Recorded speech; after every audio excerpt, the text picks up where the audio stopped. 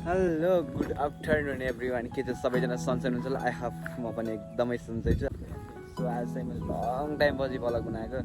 So आज चाहिँ म बिहान आज घरमा पनि कोही हुनुहुन्थेन, मम्मीहरू त बजार जानुभएको थियो, नानीको बिलहरू थिएन। अनि सो म चाहिँ अनि घरमा कोही नभएको कारणले चाहिँ म चाहिँ टक्क आज ग्वाला आएको थिएँ। फेरि ग्वाला फुपूहरू सबै हामी ग्वाला आएको थियो। मलाई चाहिँ फेरि आज ग्वाला पनि होइन, झन्डै 5-6 वर्ष पछाडि मात्रै अहिले ग्यापमा मात्रै म आज ग्वाला आएको छु।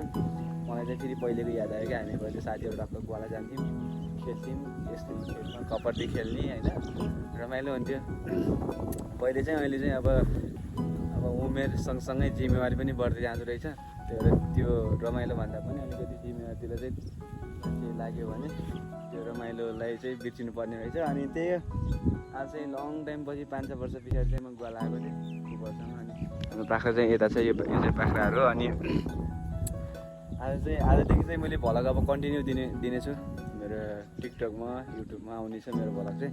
सबैजनालाई मिठो माया छ, सबैजनाले माया गरिदिनु पहिले जस्तै। अनि त्यही हो।